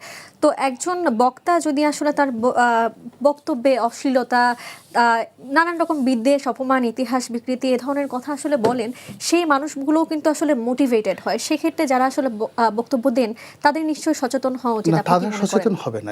এর কারণ হলো যে এখানে আপনি ধরেন খ্যাতি, এটা একটা মানে খ্যাতি, কেউ যখন তালি দেয়, মাথা ঝুলায়, চারিদিক থেকে একজন লোক বললো এটা ঠিক কিনা, সবাই বললো ঠিক ঠিক ঠিক, তখন তারা মনে করে যে আমরা বাংলাদেশের প্রধানমন্ত্রীর চেয়ে ক্ষমতা সম্পন্ন, আমাদের এত সমর্থন আছে। ফলে তাদেরকে আইনের আওতায় আনতে হবে। এখানে কোনো ছেলে খেলা চলবে না, পুরোটা আইনের আওতায় এনে তারপরে তাদেরকে জবাবদিহির আওতায় আনতে হবে এবং তাদের সব কিছু নির্ধারণ করে দিতে হবে। এখন এটা এমন একটা পর্যায়ে চলে গেছে যে এটা বাংলাদেশের যে কোনো শিল্পের চাইতে, এনি ইন্ডাস্ট্রি, এর চাইতে আমাদের যে এই ওয়াজ করা, এই ওয়াজের এটা একটা শিল্পটা সবচেয়ে বেশি কমার্শিয়ালি ভায়াবল। যখন একটা জেলাতে আজাহারি যাচ্ছে, বোঝার চেষ্টা করেন, তো সেখানে তারা বলে যে 10 লাখ লোক হয়। তো এই 10 লাখ লোকের অনুষ্ঠান মানে করার জন্য কি পরিমাণ চাঁদাবাজি হয়, কত টাকা খরচ হয়, কত টাকা যারা চাঁদা কালেকশন করে তারা মেরে দেয়, আর কত টাকা মাইকে খরচ হয়, এবং এটা নিয়ে যে একটা মেলা হয়, এটা নিয়ে খাবার দাবার আয়োজন হয়, সে বিশাল একটা জিয়াফত, একটা ঔরসের মতো ঘটনা ঘটে যায়। তো এই কিন্তু এটা ঘটনাগুলো কিন্তু তারা বলছেন যে আল্লাহর রাস্তায় খরচ বা আল্লাহর রাস্তায় ঠিক আছে, আল্লাহর রাস্তায় খরচ হোক, কীর্তন হোক, আল্লাহর রাস্তায় খরচ হোক, বুদ্ধ পূর্ণিমা হোক, বাট এটা সিস্টেমের মধ্যে হোক। এটা তো বাংলাদেশের নতুন না, ধর্ম তো আজকে হয়নি, ধর্ম তো 1400 বছর ধরে হয়েছে। তো এরকম যে আল্লাহর রাস্তায় আজাহারি যে এটা করছেন, এটা তো বাদশা হারুন আর রশিদের আমলে হয়েছে। কিভাবে হয়েছে? বাদশা আওরঙ্গজেবের আমলে তো হয়েছে। বাদশা আওরঙ্গজেব গ্লোবাল জিডিপির, সারা পৃথিবীর দুনিয়ার জিডিপির 35% এই মুঘল ডাইনেস্টি থেকে তারা হ্যান্ডেল করতো, এবং তাকে বলা হতো জিন্দা ওলি। তো সেই জিন্দা ওলি যখন দিল্লির সম্রাট, তো তার জমানাতে কি কোনো আজহারি ছিল না? অবশ্যই ছিল। এবং তিনি ফতোয়া আলমগীর, পাক ভারত উপমহাদেশের মধ্যে প্রথম মুসলমানদের জন্য যে কানুন এটা তৈরি করেছে। দুটো কানুন পৃথিবীতে, একটা হলো পাক ভারত উপমহাদেশের জন্য ফতোয়া আলমগীরি, আর একটা হলো হিদায়া, আল হিদায়া, ইমাম মালিকের লেখা। এছাড়া এই যে যত কিছু দেখেন কোনো আমি লেখা আপনার কাছে জানতে চাই, এই দুটির মধ্যে খুব স্বল্প করে জানতে চাই, এই দুটির মধ্যে আসলে পার্থক্য কি? কিছুই পার্থক্য না। হিদায়া যেটা হয়েছে সেটা হলো খলিফা আল মনসুরের জমানাতে, ওই জমানাতে। এখন হিদায়া যেটা হয়েছে জাজিরাতুল আরব, পারস্য এবং ইরাক, ওই এলাকার জনগণের আচার আচরণ চালচলন অনুযায়ী ইসলামী শরিয়া কেমন হবে। এবং এই শরিয়ার সাথে তখন যে খলিফা মনসুরের জমানাতে বাগদাদে তখন 3টা ডাইনেস্টি, অর্থাৎ Arab dynasty, Nubian dynasty, Roman dynasty এবং পার্সিয়ান ডাইনেস্টি, এই ডাইনেস্টিগুলোর 1000 বছরের প্রাচীন সিভিল ল এবং ক্রিমিনাল ল ছিল। তো এই সিভিল ল এবং ক্রিমিনাল ল এর সঙ্গে মুসলমানদের যে নতুন ল, এটা কমপ্লাই করবে কিভাবে, এটা হিদায়া বলে দিয়েছে। আবার ভারতে যেটা ফতোয়া আলমগীরি, সেটা হলো এখানে 12,000 ধর্ম আছে, হিন্দু থেকে শুরু করে 1000 বছর মহাভারত আছে, রামায়ণ আছে। এখন যখন খলিফা মানে আওরঙ্গজেব সম্রাট হলেন, তখন দেখা গেল হাইয়েস্ট 8 to 9% মুসলিম, আর বাকি তো অমুসলিম। তো মুঘল সম্রাট কি করে তার কোর্ট পরিচালনা করবেন, সেই পরিচালনা করার সঙ্গে ইসলামী শরিয়ার সঙ্গে যেন অন্য কনভেনশনাল লয়ের যেগুলো 1000 বছর ধরে চলে আসছে হিন্দুদের মধ্যে, এগুলো যেন কন্ট্রাডিক্ট না হয়, এজন্য ফতোয়া আলমগীরি। এর চাইতে শ্রেষ্ঠ বই পৃথিবীতে আর নাই। তো সেই বইগুলো থাকা সত্ত্বেও আমাদের এই যে যারা আছে, তারা এগুলো কয়জন জানেন? না জেনে তারা বলতেছে এটা মানে চাবুক মারো এখানে, ওখানে মাথা কামিয়ে দাও, ওখানে এই কাজগুলো করো। এই বিষয়গুলো নিয়ে আসলে আমাদের ধর্ম মন্ত্রণালয়কে কাজ করতে হবে। জি, ধন্যবাদ। আমি এবার জনাব তুষারের কাছে ফিরতে চাই, একটি প্রশ্ন তথ্য দিয়ে প্রশ্ন করতে চাই। আপনি নিশ্চয়ই জানেন যে ইংরেজি শিখতে সচিবদের থাইল্যান্ডে পাঠানোর প্রকল্প হাতে নিয়েছে জনপ্রশাসন মন্ত্রণালয়, এবং সাথে 350 জন কর্মকর্তাও রয়েছেন। জানা গেছে দেশে তাদের প্রশিক্ষণের আগ্রহ নেই, সেজন্যই তাদেরকে আসলে বিদেশে পাঠানো হচ্ছে। এই যে সচিবদেরকে এখন ইংরেজি শিখতে পাঠানো হচ্ছে, এই সময় এসে তাহলে কি তারা আগে ইংরেজি জানতেন না এমন কিছু? ইংরেজি শিখতে হলে আসলে থাইল্যান্ডে যাওয়ার কোনো দরকার নাই, অনেক অ্যাপ আছে, ডুওলিঙ্গো নামে একটা অ্যাপ আছে। দেশেও তো অনেক প্রতিষ্ঠান না, রয়েছে। ডুওলিঙ্গোতে সাবস্ক্রিপশন দিয়ে দিলে ওনারা নিজেরা ইংরেজি শিখতে পারবেন। সেক্ষেত্রে খরচও প্রচুর কিন্তু কম। অ্যাপ্লিকেশন রয়েছে, ইভেন মোবাইল ফোনে মানে সেল ফোনে এটা শেখা যায়। থাইল্যান্ডের মানুষ কিন্তু খুব ভালো ইংরেজি জানেন। থাইল্যান্ডের লোকজন ইংরেজি কিভাবে বলে আমি আপনাকে অভিনয় করে দেখাতে পারি। একটু দেখালে খুবই ভালো হয়। আমাদের What, যারা what দর্শক kind রয়েছে, of talk you really want to do? No, no, no have, no have. No have, no have. আপনি কিছু না থাকলে ওরা বলে আপনার কাছে কি এটা আছে, তখন বলে I নো don't have না হ্যাভ, বলে, sorry, no no have। Have, yes have. ওকেলা, ওকেলা, হ্যাঁ, এদের হচ্ছে এদের ইংরেজি। হ্যাঁ, তো এটা যদি শিখতে তারা থাইল্যান্ডে যেতে চান যেতে পারেন, খুবই কোনো ভালো অসুবিধা লাগলো। নাই। তবে থাইল্যান্ডে মানুষ হাত পা টিপাতে বেশি যায়। ওখানে এটা একটা ওটা মজাই আলাদা, হাত পা টিপতে স্যার ইংরেজি বলছে, এটা বাংলাদেশে দিতে পারবেন না। সায়েন্টিফিক চাইনিজ মাসাজ হয়, হাত পা টিপে দেয়, ব্যথা দূর করে দেয়, তারপরে যে হাতের নখ পায়ের নখ ঠিক করে দেয়, যেটা পেডিকিউর ম্যানিকিউর বলে। তারপরে সেজন্য কি মূলত বিদেশে ইংরেজি শিখতে আগ্রহ? শিক্ষাটা আনন্দের সাথে হয়। আমি জানি না মানে কেন তারা এখানে যাবেন, এর চেয়ে অদ্ভুত প্রস্তাব আমি আসলে আর শুনি নাই। আর এইচপিএনএসপি কি, এটা তো আমি দর্শকদের জন্য বোঝানোর জন্য এবারে সহজভাবে বলেছিলাম। এটা হচ্ছে health and population and nutrition sector programme. এটা হচ্ছে কি, যখন আমরা একটা স্বাস্থ্য ব্যবস্থায় কোনো কাজ করি তখন অনেকগুলি জায়গাতে কাজ করতে হয়। যেমন ধরেন অ্যাম্বুলেন্সের তেলও তো কিনতে হয়, বা পরিবহনের জন্য তেল কিনতে হয়, টিকা পরিবহনের জন্য একটা কোল্ড চেইন মেনটেন করতে হয়, এরকম অনেক কাজ আছে। তো এই সবগুলি কাজকে সমন্বিত করার জন্য একটা সেক্টর প্ল্যান করা হয়। তো এটা একটা দীর্ঘমেয়াদের চুক্তি হয়, আবার চুক্তি হয়, মানে এটা হতে থাকে। তো এই সরকার যখন আসেন 24 সালে জুন মাসে এটা শেষ হয়ে যায়। তো জুন মাসের পরে এটা নতুনভাবে আবার করার কথা ছিল, কিন্তু অন্তর্বর্তী সরকার সেটাকে পিছাতেই থেকেছেন। বহু স্বাস্থ্যকর্মী বেতন পায় নাই, মাসের পর মাস তারা কাজ করে গেছে, এবং এই কাজগুলি তারা করেছেন আর কি, এইভাবে লন্ডভন্ড করেছেন। যেখানে ছিলেন, আপনি ওয়াজ নিয়ে কথা বলছিলেন, দেখেন আমাদের এখানে ওয়াজ হয়, এটা কিন্তু আসলে মানুষের কৌতূহলের কারণে। ধর্মের যে ভাষা, এটা তো আমরা বুঝি না, অধিকাংশ মানুষ আরবি তো বোঝে না, উর্দুও বোঝে না, ফলে সহজ ভাষায় ধর্মের কি রীতি নীতি সেটা মানুষ জানতে চায়। আমাদের দেশে মানুষ পরকালে বিশ্বাস করেন, আমরা এখানে যারা আছে আমার ধারণা আমরা সবাই পরকালে বিশ্বাস করি। পরকালে বিশ্বাসীরা জানতে চান যে আমি কত সহজে, কত সাধারণ কাজগুলি করার মাধ্যমে আমি কিছু পুণ্য নিজের জমা করতে পারবো, কিছু নেক কাজ করতে পারবো। তো এই যে এই কাজগুলির কিভাবে করবেন, এই বিষয়টা জানার জন্য এই ওয়াজগুলি হয়। কিন্তু আপনি লক্ষ্য করলে দেখবেন বহু বছর ধরে ওয়াজের মধ্যে রাজনৈতিক আলাপ হতে থাকে। ক্ষমতায় কে আছে, ক্ষমতা কি করবে, রাষ্ট্রকে চালায়, এগুলো নিয়ে আলাপ হতে থাকে। এবং সেইখানে আমি এমনও শুনেছি গালিগালাজ হয়, বাজে কথা বলা হয়। সবাই বলেন এটা, কিন্তু তা নয়। এবং অনেক অনেক ক্ষেত্রে আবার সুরেলা গানও গাওয়া হয়। গান গায় না, এটা তো আসলে আকৃষ্ট করার ব্যাপার। যারা বক্তা, বক্তৃতা একটা শিল্প, তারাও কিন্তু অনেকে আছেন খুব ভালো বক্তা, এবং ওই বক্তৃতার শর্ত হিসেবে তারা সেখানে কৌতুক করেন, রসিকতা করেন, তারা সেইখানে খোঁচা দেন, তারা সেখানে এগুলোকে বলে একটা বক্তৃতার হুক। আপনি কি করে দর্শকদেরকে হুক করবেন, মানে আপনি একটা বর্ষি ফেলে আগে কি করে মনোযোগটা ধরে নেবেন। এবং এই বর্ষি ফেলার নানান কায়দা আছে। কেউ গল্প বলে, কেউ জোকস বলে, কেউ গান গায়, কেউ গালি দেয়, কেউ বাজে কথা বলে, কেউ মিথ্যা কথা বলে। হ্যাঁ, এটাও বলে, অনেকে আছেন। তো আমরা বুঝতে পারি যে উনি মনোযোগ আকর্ষণের জন্য উনি আসলে বলছেন মিথ্যা কথা মনোযোগের বলবার জন্য কি করেন। দরকার আছে? এই জিনিসগুলি কি হয়েছে, ইউটিউবে চলে গিয়েছে, সব জায়গায় চলে গিয়েছে। এবং ইউটিউবে তারা কি করেন, তারা সেখান থেকে আয়ও করেন। কারণ ইউটিউবে তো বিজ্ঞাপনের মাধ্যমে মনিটাইজেশনের বিষয় রয়েছে। আমি এই ফাঁকে দর্শকদেরকে জানাতে চাই, আমার ইউটিউব, ফেসবুক কোথাও মনিটাইজেশন করা নাই, আমি এই টাকাটা নেই না। ওইখানে তারা কি করেন, তারা ওয়াজ করছেন কোন একটি বিষয়ের ধর্মের বিরুদ্ধে, কিন্তু ওনাদের এই ওয়াজের মধ্যে বিজ্ঞাপন চলে ওই ধর্মে পালন করে এরকম ব্যবসার। কারণ তারা বলছেন এই পানীয় খাবে না, ওইটা ব্যবহার করবে না, ওইটা অমুকের, ওইটা তমুকের, প্যালেস্টাইনের সাথে সংহতি, এতগুলা বয়কট করো, কিন্তু ওনাদের ওইটার ভিতরে বিজ্ঞাপনগুলো চলে অটোমেটিক, ওইটার থেকে তারা পয়সা পান। আমি এইটাকে বারবার প্রশ্ন করেছি যে তারা যে পণ্যগুলিকে বয়কট করতে বলেন, সেই পণ্যগুলির বিজ্ঞাপন তাদের ওই বক্তৃতার মধ্যেই চলে। তো যাই হোক, এটা একটা স্ববিরোধিতা তাদের রয়েছে, এবং সেখানে তারা অনেক সময় অনেক সময় বিদ্বেষের কথা বলে ফেলেন। এবং কিছু কিছু বিদ্বেষী জায়গা আছে, যে বিদ্বেষী জায়গাগুলি আমার মনে হয় যে নিয়ন্ত্রণ করা সরকারের জন্য জরুরি। আরেকটি কাজ যেটি হয়, তারা কিন্তু রাতে এটা করেন, এবং এই কর্মজীবী মানুষজন এক ধরনের বিনোদনও সেখানে পায়, এবং তারা সেখানে আমি অনেক সময় দেখেছি নারী পুরুষ উভয়ের শেমিং করে থাকেন, মানে তাদেরকে লজ্জা দিতে থাকেন নানানভাবে। এবং সেই লজ্জা দেওয়ার একটা প্রক্রিয়াতে তারা রূপবতী নারীদেরকে বেছে নেন, যেমন রাশ্মিকা মান্দানা, দীপিকা পাদুকোনে, এদেরকে নিয়ে তারা কথা বলেন। এনএসএফ সার্টিফাইড স্বজন সিপিবিসি পাইপ। পাইপ ভালো তো লাইফ ভালো। আমার খুবই জানতে ইচ্ছা করে, তারা সেখানে বলেন যে এরা বেলেল্লাপনা করে, এরা প্রদর্শন করে নিজের শরীরকে। ওনারা না দেখে এরা কি করে এটা জানেন কিভাবে? ওনাদেরকে এটা দেখার কথা ছিল, আমার খুবই জানতে ইচ্ছা করে।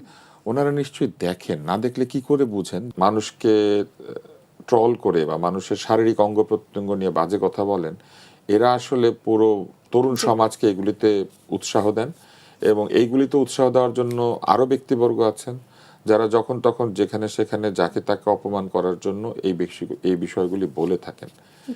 আমি মনে করি যে এইটার বিষয়ে একটা আমি মনে করি যে হয় কঠোর আইন, অথবা একটা আলোচনা হওয়া উচিত যে আমাদের সীমানা কতটুকু, আমাদের লিমিট কতটুকু, আমরা কতটুকু যেতে পারবো। তা না হলে আমাদের বাংলাদেশে মানুষের আচার আচরণ, ব্যবহার এবং কথাবার্তা এমন জায়গায় পৌঁছে যাবে যে এরপরে আমাদের চোখ বন্ধ করে, মুখ বন্ধ করে, কান বন্ধ করে আমাদেরকে চলতে হবে। সহ্য করা ছাড়া আর কোনো উপায় মানে সহ্য কি করে করবো? আমরা কানে আঙুল দিব, আমরা চোখ বন্ধ করব, আমরা মুখ বন্ধ করব, মানে আমরা বলবো না, শুনবো না, আমরা দেখবো চাই না এমন পরিস্থিতি এরকম আসুক। পরিস্থিতি আসুক। জনাব গোলাম মাওলা রনির কাছে আবারও যেতে চাই এবং আমাদের সময় খুবই কম, আমরা শেষ পর্যায়ে চলে এসেছি। শেষ প্রশ্নটি আপনাকে করতে চাই, শিক্ষা কার্যক্রম অনলাইনে হওয়া নিয়ে একটি কথা উঠে এসেছে। এই ক্ষেত্রে অভিভাবকরা আসলে দ্বিমত পোষণ করছেন। তারা বলছেন যে অনলাইনে শিক্ষা কার্যক্রম চালানোর এখন খুব একটা প্রয়োজন নেই। আবার তারা এটিও বলছেন যে সংসদের কার্যক্রম চলতে পারলে কেন শিক্ষা কার্যক্রম চলতে পারবে না, তাহলে সংসদও অনলাইনে হোক। আপনার কি মনে হয় এই বিষয় নিয়ে? আমি অভিভাবকদের সঙ্গে একমত।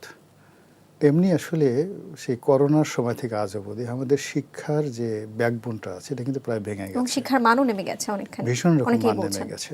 ছেলে মেয়ে এদেরকে কোনো অবস্থাতেই প্রতিটি পরিবারে এখন এটা একটা লায়াবিলিটিস হয়ে গেছে।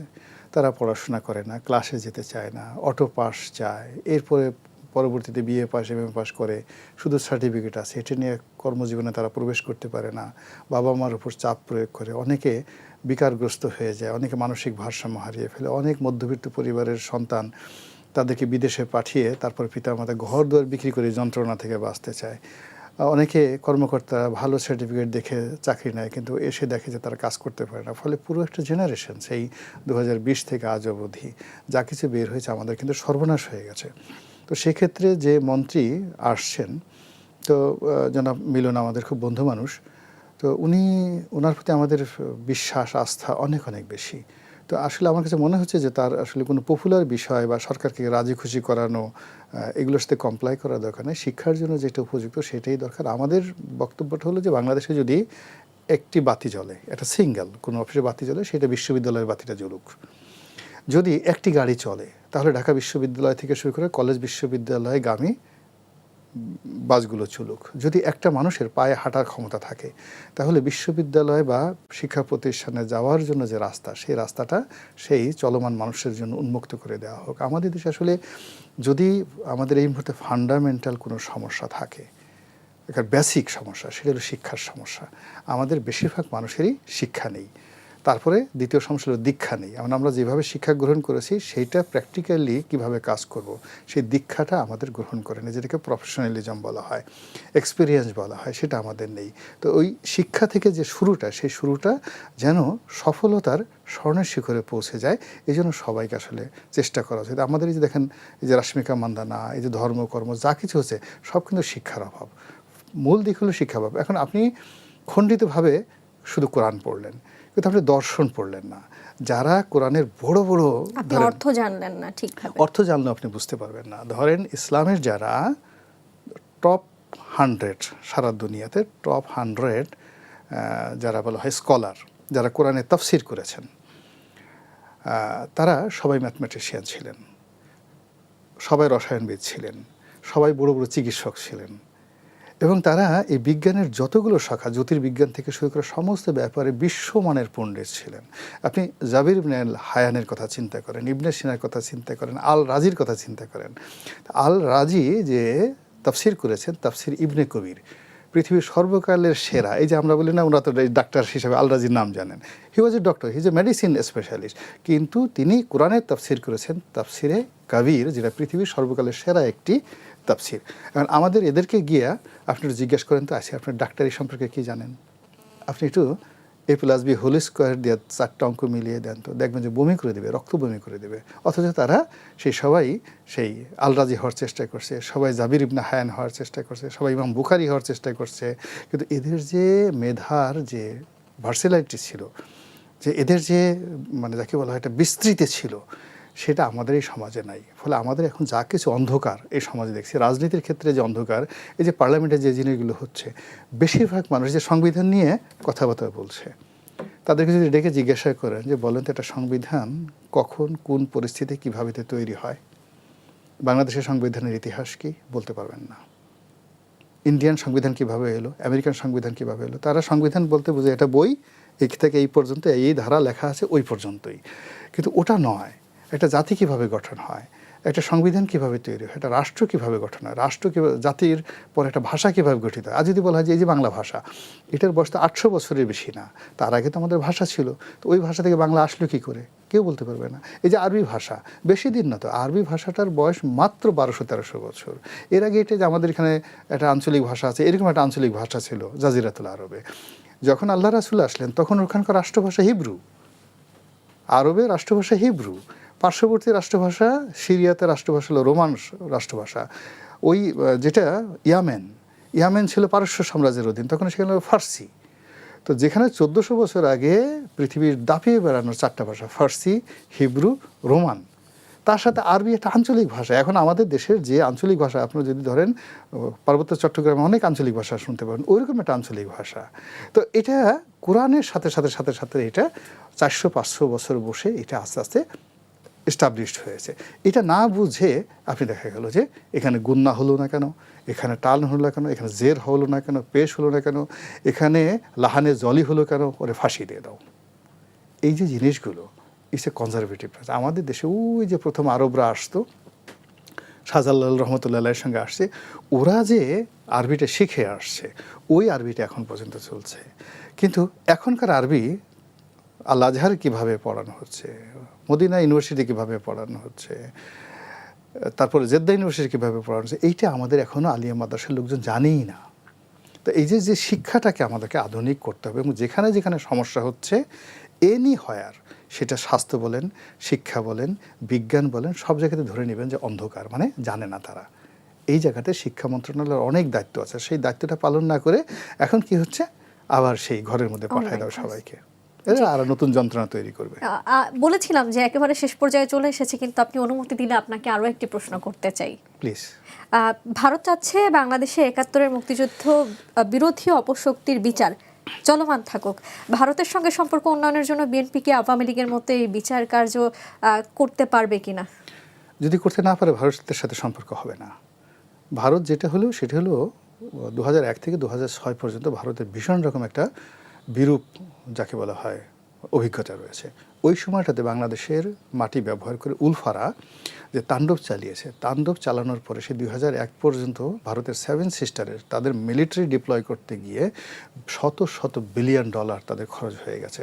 কাজেই এই বাংলাদেশের মাটি চায়নারা ব্যবহার করুক, কোনো বিচ্ছিন্নতাবাদীরা ব্যবহার করুক, কোনো জঙ্গি গোষ্ঠী ব্যবহার করুক, এবং সেটা ব্যবহার করে পশ্চিমবঙ্গ, আসাম, উড়িষ্যা এই সমস্ত এলাকাতে যে মুসলমান কমিউনিটি আছে তাদেরকে ভারতের বিরুদ্ধে ব্যবহার করা, এটা কখনো ভারত চাইবে না। ফলে যদি দিল্লির সঙ্গে বর্তমান সরকারকে সম্পর্ক স্থাপন করতে হয়, দেয়ার ইজ নো ওয়ে, এই জায়গাগুলো বন্ধ করতে হবে, এবং ওইটা শুরু হবে 71-এর মুক্তিযুদ্ধে যারা বিরোধিতা করেছে তাদের বিচারের মাধ্যমে। ওইটা একটা থ্রেট, এটা একটা ফার্স্ট ইনিশিয়েটিভ, তাদের করতেই হবে। ধন্যবাদ, আমার উত্তর পেলাম। আমি আরও একটি প্রশ্ন নিতে চাই, এবং এই প্রশ্নটি করার লোভ আমি সামলাতে পারছি না, আমি জনাব তুষারকে করতেই চাই এই প্রশ্নটি। সেটি হলো, আমরা ডক্টর মোহাম্মদ ইউনূসকে নিয়ে যখন আলোচনা করছিলাম তখন সুদ, লভ্যাংশ নিয়ে নানান রকম প্রশ্ন উঠছিল। সুদ আয়কে আসলে লভ্যাংশ দেখিয়ে কম কর দেওয়া যে কৌশল, এটাকে কি ট্যাক্স প্ল্যানিং নাকি সরাসরি ট্যাক্স ফাঁকি, আপনি কোনটি বলতে স্বাচ্ছন্দ্য বোধ করবেন? সুদের আয়কে লভ্যাংশ উনি কোথায় দেখেছেন আমি তো জানি না। যদি কোনো আর্থিক প্রতিষ্ঠান কারো কাছ থেকে সুদ আদায় করে তাহলে এটা শুরুতে সুদ থাকে, কিন্তু যখন এটাকে সে তার সমস্ত আয় ব্যয়ের সঙ্গে অ্যাডজাস্ট করে তার থেকে যাওয়া টাকাটাকে ঘোষণা করে, তখন সেটা লভ্যাংশ হয়ে যায়। ফলে গ্রামীণ ব্যাংক বলেন বা একটা সাধারণ ব্যাংক বলেন, তারা যখন সুদ আদায় করে তখন তারা তো সুদ নেয় ধরেন 10%, 100 টাকায় 10 টাকা, কিন্তু তার সমস্ত খরচ গিয়ে যখন সে 5 টাকা থাকে, ওই 5 টাকাকে লভ্যাংশ হিসেবে ঘোষণা করবে। কিন্তু তার আগে যখন সে সুদ আদায় করে তখনই কিন্তু আমাদের কাছ থেকে অন্যান্য ব্যাংক যেটা করে, নানান ধরনের সরকারি কর এবং অন্যান্য কিছু আদায় করে, যেমন এক্সাইজ ডিউটি নেয়, অন্যান্য ডিউটি নেয়, মানে নানান কিছু থাকে। ওই ব্যাংকের অ্যাকাউন্ট খুললে আপনি দেখবেন যে প্রতি বছর এক্সাইজ ডিউটি কাটা হচ্ছে, ভ্যাট কাটা হচ্ছে, প্রতিটি ট্রানজ্যাকশনে সরকার ভ্যাট আদায় করে। তো এইগুলি ওনারা দিয়েছেন কিনা জানি না। এই সব কিছু দেওয়ার পরে কিন্তু তারপরে হচ্ছে মোট লভ্যাংশ। তো উনি কি করেছেন সেটা জানি না, তবে কর যে উনি দিতে চান না এটা তার লেখার মধ্যে আছে।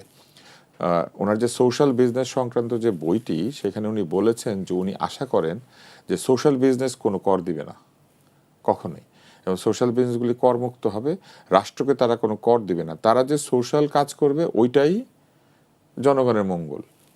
সমস্যাটা হচ্ছে যে রাষ্ট্র যখন কর আদায় করে রাষ্ট্র কিন্তু কে কত বেশি কর দিচ্ছে বা কম কর দিচ্ছে ওইটা দিয়ে কর্মপরিকল্পনা ঠিক করে না। রাষ্ট্র যেটা করে সমতার ভিত্তিতে উন্নয়ন করার চেষ্টা করে, অর্থাৎ রাস্তা এখানেও তৈরি হবে, পঞ্চগড়েও তৈরি হবে। কিন্তু উনি সোশ্যাল বিজনেস উনি কি কি প্রস্তাব করেছেন তার মধ্যে একটা হচ্ছে সোশ্যাল বিজনেস কোনো ভ্যাট দিবে না, কর দিবে না। তারপর তিনি বলেছেন সোশ্যাল বিজনেসের শেয়ার মার্কেট এটা আলাদা হবে, এটা নর্মাল শেয়ার মার্কেটে এই সোশ্যাল বিজনেসের শেয়ার ডিল হবে না। এবং তারপরে উনি বলেছেন সোশ্যাল বিজনেসের মালিকরা একটা নির্দিষ্ট মেয়াদের পরে এই ব্যবসাকে বলতে পারবেন যে আমরা যা সোশ্যাল কাজ করার করে ফেলেছি এবং তারপরে আমরা এখন থেকে আবার মালিক হয়ে যাব। আবার এটাও বলেছেন মালিকরা তাদের ইচ্ছা অনুযায়ী সেখান থেকে বেতন ভাতা নিতে পারবেন যদি ব্যবসায় কাজ করেন। আবার এটাও বলেছেন যে এই সোশ্যাল বিজনেস যে রিটেইনড আর্নিংটা রাখবে, অর্থাৎ 15 বছর বা 20 বছর আপনি একটা সোশ্যাল বিজনেস রান করলেন, ওই কোম্পানির অ্যাকাউন্টে মনে করেন 1000 কোটি টাকা জমেছে, এই অবস্থায় আপনি পুরো রিটেইনড আর্নিং সহ এই সোশ্যাল বিজনেসটাকে নিজের ব্যবসা হিসেবে ঘোষণা করে দিতে পারবেন। ওনার সোশ্যাল বিজনেসের বইটা যদি আপনারা পড়েন তাহলে দেখবেন যে কী ধরনের স্ববিরোধী কথাবার্তা সেখানে রয়েছে। এবং এই স্ববিরোধী কথাবার্তার মধ্যে সবচেয়ে ভয়ঙ্কর কাজটি তিনি যেটা করেছিলেন, আমি এই বিষয়টা একটু বলি, তাহলে এটা বলেই শেষ করি। উনি এখানে ড্যাননকে এনেছিলেন, ড্যাননকে আনার পরে ড্যানন নাকি এখানে দইয়ের বাজারে দইয়ের দাম ঠিক রাখতে পারছিল না। তখন উনি কি করলেন, উনি বগুড়া এলাকাতে এবং ড্যাননের যে ক্যাচমেন্ট এরিয়া সেইখানে উনি গরু কিনতে লোন দিলেন, দিয়ে বলে দিলেন যে দুধ ড্যাননের কাছে বেচতে হবে একটা নির্দিষ্ট দামে। উনি কি করলেন বুঝতে পেরেছেন তো? উনি যখন জোবরা গ্রামে মোড়া বানানোর লোন দিয়েছিলেন, না সীমা বেঁধে দেন নাই, উনি বলেছেন দুধটা ড্যাননের কাছেই বেচতে হবে, তাহলে দুধের দামটা উনি নির্দিষ্ট করে দিলেন। কিন্তু উনি যখন জোবরা গ্রামে মোড়া বানাতে লোককে ঋণ দিয়েছিলেন উনি বলেছিলেন যারা মহাজন তারা মোড়া বানাতে ঋণ দেয় এই শর্তে যে মোড়া তার কাছে বেচতে হবে একটা নির্দিষ্ট দামে, ফলে গরিব মানুষ শোষিত হয়। তো মোড়া বানানোর সময় মোড়াওয়ালাকে ঋণ দিলে সেই ঋণ যারা সুদী মহাজন তারা যখন ফেরত নেয় তারা মোড়ার দামটা ফিক্স করে দিত। তাতে কি হতো জানেন, বাজারে হয়তো মোড়া 50 টাকায় বিক্রি হচ্ছে, কিন্তু যে ঋণ দিয়েছিল সে 40 টাকায় বা 30 টাকায় দাম ধরে দিয়েছে, ওই দামে মোড়াটা কিনে নেয়। উনি কি করলেন, দুধের বেলা ওইটাই করলেন। ড্যানন যেহেতু দুধের বাজারে দুধের দাম উঠানামা করে, সেই জন্য দুধ ঠিক মতো বাজারে দাম ঠিক থাকে না বলে ড্যানন কখনো কম লাভ করছিল, কখনো ক্ষতির শিকার হচ্ছিল, কখনো বেশি। উনি কি করলেন, উনি ঋণ দিয়ে মানুষকে গরু কিনালেন যাদের ড্যাননের কাছে ফিক্স রেটে দুধ বেচতে হয়। তাহলে নিজে যেই কাজটা করে নোবেল পেলেন, ড্যাননের বেলায় উনি সেই কাজটাকে উল্টে দিলেন। এইটাই হচ্ছেন উনি। উনি যখন বলেন পরিবারকে আমি কিছু দিব না, ওনার ফাউন্ডেশনগুলোতে ওনার পরিবারের সদস্যরা আছেন, এটা একটা প্রশ্ন। উনি যখন বলেন যে প্রেসিডেন্টের ক্ষমতা বাড়াতে হবে, উনি নিজে প্রেসিডেন্টকে বার্তা দেন না। উনি যখন বলেন সবাইকে কর দিতে হবে, উনি নিজে কর দেন না। উনি যখন বলেন যে এই উন্নয়ন ছড়িয়ে দিতে হবে গ্রামে গঞ্জে, উনি নিজের প্রতিষ্ঠানকে তার ক্যাচমেন্ট এরিয়া ছিল গ্রাম এবং থানা পর্যায়ে, উনি সেটাকে শহর পর্যায়ে নিয়ে আসছেন। ক্ষুদ্র ঋণের যে আইন বদল করেছেন উনি, সেখানে উনি কিন্তু এই লাইসেন্স দিয়ে দিয়েছেন যে এখন এই ক্ষুদ্র ঋণদাতারা এবং ওনার গ্রামীণ ব্যাংক শহর অঞ্চলে ঋণ দিতে পারবে। তো উনি যাইতে চান, সবাইরে বলেন গ্রামে যাই, উনি নিজে শহরে আসেন। উনি ডাক্তারদেরকে বলেন গ্রামে যান, আর ওনার গ্রামীণ ব্যাংককে উনি শহরে নিয়ে আসতেছেন। এই কাজগুলো উনি করেন। উনি যে গ্রামীণ ক্যালিডোনিয়ান বানিয়েছেন, গ্রামীণ বিশ্ববিদ্যালয় বানিয়েছেন, এগুলো তো শহরের একদম কাছে। এবং আমরা তো ভুলে যাই নাই, উনি আমার বাড়ির সামনে দিয়ে একদিন সেই প্রতিষ্ঠান পরিদর্শনে গেলেন। আমরা বন্ধ হয়ে থাকলাম প্রায় 2 থেকে 3 ঘন্টা, রাস্তায় কেউ চলাচল করতে পারছিল না, এবং একজন নিরীহ পথচারীর উপর একটা বাস উঠে গেল এবং সেই বাসের চাকার নিচে সেই পথচারীর মরদেহ পড়ে থাকলো যতক্ষণ পর্যন্ত উনি সেই রাস্তা দিয়ে না যাচ্ছেন। এবং এই ঘটনাটা আমি সচক্ষে দেখেছি। এবং উনি কিন্তু এসে একটা মিথ্যা কথা ছড়িয়ে দিয়েছিলেন যে উনি রাস্তাতে ট্রাফিক জ্যামে দাঁড়িয়ে থাকেন, ওনার গাড়ি আমার গাড়ির আগে যায় না। কিন্তু আমার নিজের বাড়ির সামনে দিয়ে উনি গিয়েছেন সাইরেন বাজিয়ে, রাস্তা বন্ধ ছিল, আমরা বের হতে পারি নাই। এবং একজন পথচারীর দেহ এই মিরপুরে তার যাতায়াতের রাস্তায় পড়েছিল একটা বাসের চাকার নিচে কয়েক ঘন্টা, উনি না যাওয়া পর্যন্ত সেটা সরানো হয় নাই। এই তো ওনার মানবিকতা। আমি হতাশ, আমি এরকম জায়গাতে এসেই পরিস্থিতির সম্মুখীন না, এরকম জায়গা দেখার পরে আমি আসলে ওনার এই কাজকর্মকে নিয়ে প্রশ্ন করতে শুরু করেছিলাম। আপনাদের দুজনকেই ধন্যবাদ। আপনারা শত ব্যস্ততার মধ্যেও আমাদের কালের সংলাপের দর্শকদের অনেক সময় দিয়েছেন। আপনাদের কাছে আমরা কৃতজ্ঞ। আমাদের অনুষ্ঠান শেষ করতে চাই। দর্শক, অনুষ্ঠানের একেবারেই শেষ পর্যায়ে চলে এসেছি। কথা না বাড়িয়ে আজকের মতো এখানেই শেষ করব। ভালো থাকুক দেশ, ভালো থাকুক দেশের মানুষ।